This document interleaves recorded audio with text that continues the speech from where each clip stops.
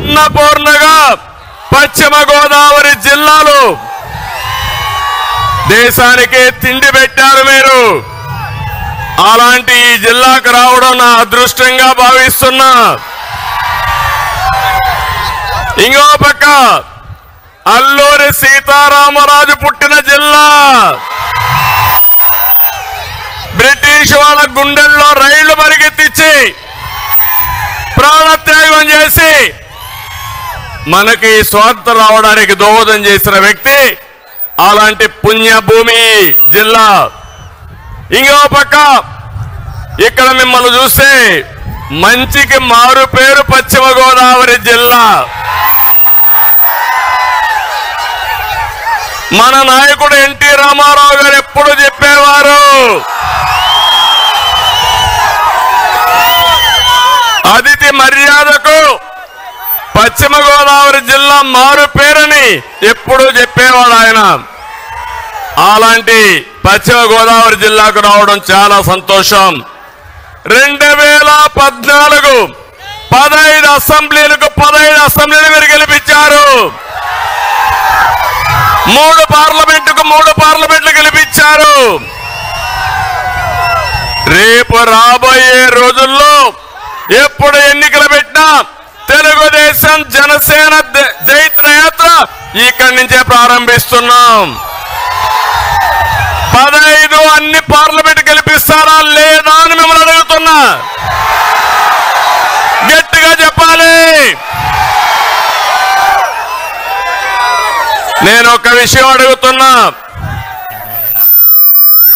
మీరెప్పుడు కూడా తెలుగుదేశం పార్టీ అంటే ఎప్పుడు అభిమానంగా ఉండేవారు. జనసేన పార్టీ పైన కూడా అభిమానం ఎక్కువ ఉండే జిల్లా ఈ జిల్లా. మొట్టమొదటిసారిగా ఒక్కసారి తప్పుటడుగేశారు. అది 2019లో. అవునా కాదా అని మిమ్మల్ని అడుగుతున్నా. నేను అడుగుతున్నా. ఈ 5 ఏళ్లుగా 4 సంవత్సరాల 9 నెలలు అయిపోయింది.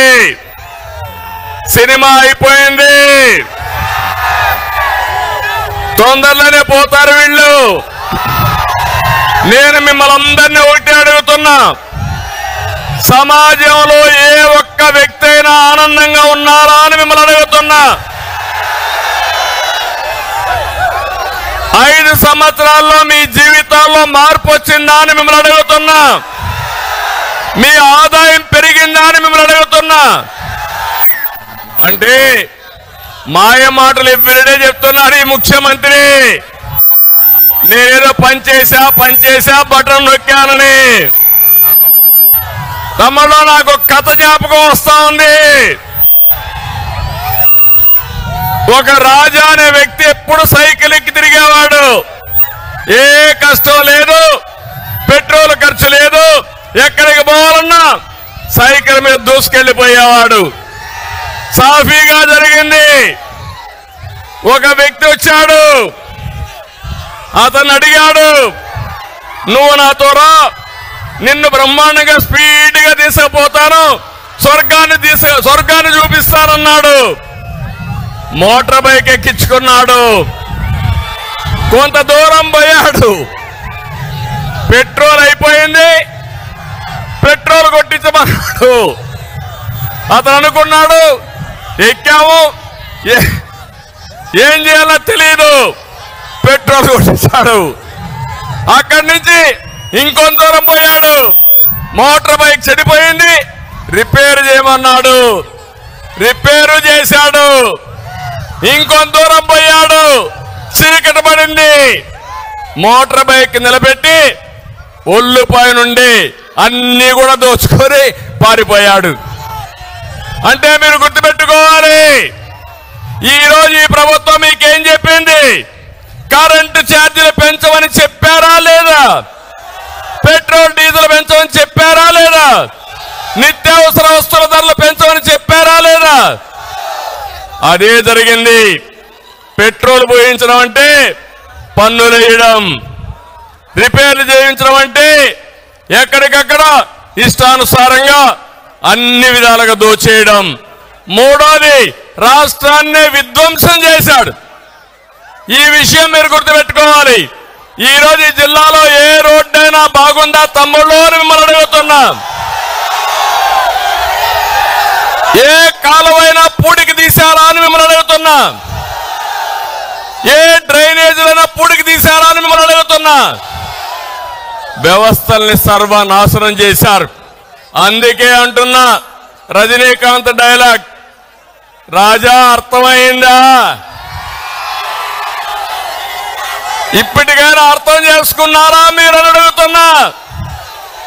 రేపు రాబోయే ఎన్నికల్లో చిత్తుగా ఈ పార్టీని వదిలిపెట్టి భూస్థాపితం చేయడానికి సిద్ధంగా ఉన్నారా తమ్ముళ్ళు అని మిమ్మల్ని అడుగుతున్నా, ఆడబిడ్డలు అడుగుతున్నా. ఈరోజు ఇంకొక పక్కన మీరు చూస్తే ఎక్కడ చూసినా బాధుడే బాధుడు. ఇప్పుడే పీతాని చెప్పాడు, ఇక్కడ ఎమ్మెల్యే ఆకాశం నుంచి ఊడిపడ్డాడు అనుకుంటున్నాడు. ఇక్కడ మీటింగ్ పెట్టుకుంటామంటే వీళ్ళబ్బ సొమ్ము మారిగా అడ్డుపడ్డాడంటే కబద్దార్ జాగ్రత్తగా ఉండమని హెచ్చరిస్తున్నా.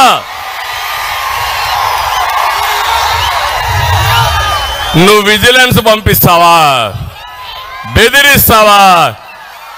రేపు నువ్వే విధంగా ఒకవేళ నేనే అనుకోనుంటే ఈ జిల్లాలో నువ్వు వ్యాపారాలు చేసేవాడివా అని అడుగుతున్నా నేను.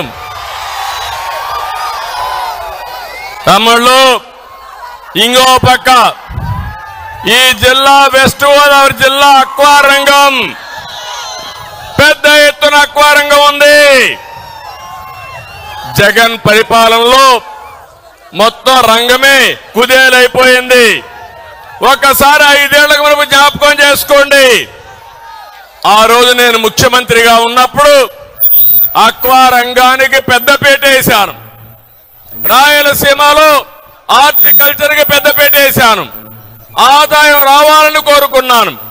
పెద్ద ఎత్తున అక్వా రంగాన్ని అభివృద్ధి చేసిన పార్టీ ప్రభుత్వం తెలుగుదేశం అని చెప్పి నేను మీకు తెలియజేస్తున్నా.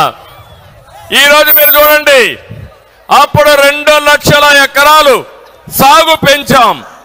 ఈరోజు ఏం జరిగింది? అక్వా రంగంలో సాగు ఖర్చు 3 రెట్లు పెరిగింది. మద్దతు ధర లభించడం లేదు. ఫీడ్ గాని, మందులు గాని, కరెంటు బిల్లులు గాని, సెస్ గాని పెంచి అక్వా రంగాన్ని చంపేశాడు ఈ ముఖ్యమంత్రి. ఇంకో పక్క ₹50 కరెంట్ ఇస్తానని చెప్పాడు. ఇచ్చాడా అని నేను అడుగుతున్నా అక్వా రైతుల్ని. ఇక్కడ చూస్తే జోన్స్ అని పెట్టాడు. జోన్స్ అని పెట్టి జోను, నాన్ జోన్ అని, నాన్ జోన్ లో ఉంటే ఇష్టానుసారంగా ₹3.50 చేశాడు. 10 ఎకరాల కంటే ఎక్కువ ఉంటే రేట్లు పెంచేశాడు, ఆంక్షలు పెట్టాడు. నేను ఒకటే మీ అందరికీ హామీ ఇస్తున్నా, మళ్ళీ తెలుగుదేశం పార్టీ వస్తుంది, జనసేన ప్రభుత్వం వస్తుంది. ప్రతి ఒక్కరికి ₹50 కరెంట్ ఇచ్చే బాధ్యత తెలుగుదేశం పార్టీ, జనసేనది.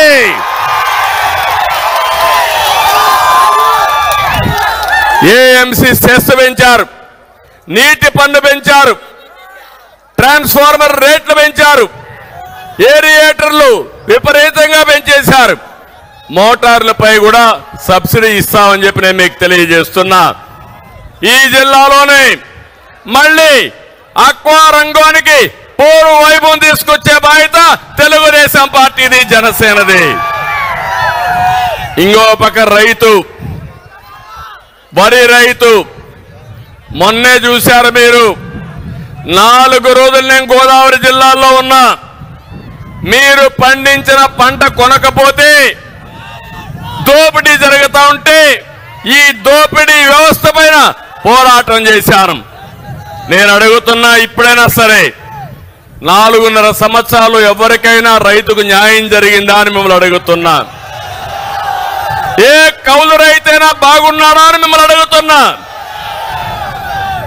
ధాన్యం కొనుగోలుకి గోని సంచులు ఇవ్వలేని దద్దమ్మ ప్రభుత్వం ఈ ప్రభుత్వం. అలాంటి ప్రభుత్వం ఇష్టానుసారంగా చేసే పరిస్థితి వచ్చారు. ఈ రోజు రైతుల పరిస్థితులు చూస్తే నీళ్లున్నాయి కానీ